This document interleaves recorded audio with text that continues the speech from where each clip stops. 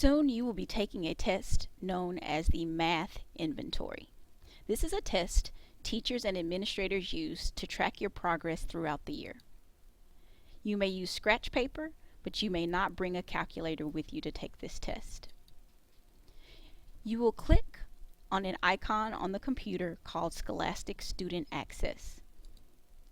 It will take you to this screen. You're going to scroll down and find this purple rectangle down in the bottom corner called Math Inventory and click there. It will bring you to this login page. Your username is your lunch ID number.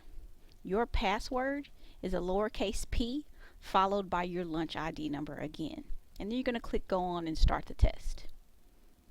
Every time you come to a page that has directions, you need to stop and read.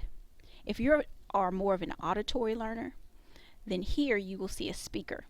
You can use headphones to take this test. Click on the speaker and the directions will be read out loud to you. The first part of this test, as you can see, tells you to type the number as fast as you can. The first part of this test, you gotta go fast. So go as quickly as you can. Be accurate, but also be quick. So first, you just type the number that you see. That's all they want you to do. Then they're going to ask you about some math facts. As quickly as you can, type in the answer to this question. And then they're going to ask you about multiplication questions. So that's the first part of the test. Then they're going to take you to another directions page. Stop and read the directions. When you click next, then this is the part of the test where you slow down. There is no penalty for taking your time. It is actually encouraged. They will also give you some questions where you can click on the word calculator or formulas.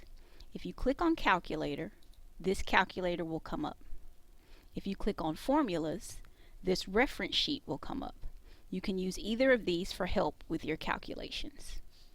Then when you start the test, you will see questions that look sort of like this. Question here at the top, 4 answer choices.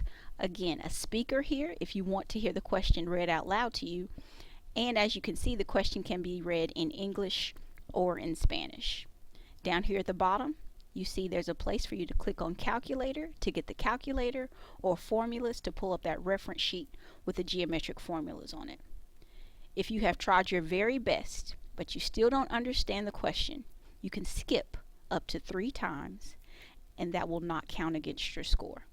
And after every question, you just click next to move to the next question. I get asked all the time, how many questions are on this test? Well, there's no set number of questions. Every time you get a question right or wrong, the computer decides what kind of question is going to give you next. So all I can tell you is don't give up.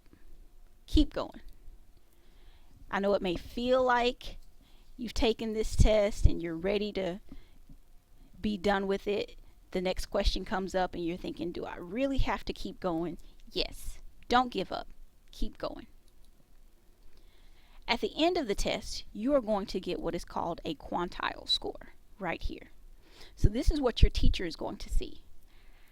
How proficient you are at addition facts, at multiplication facts, your score, and your teacher will also see how much time you took on the test. So please make sure that you are taking your time and doing your very best. We never have to be perfect, but we must always do our best.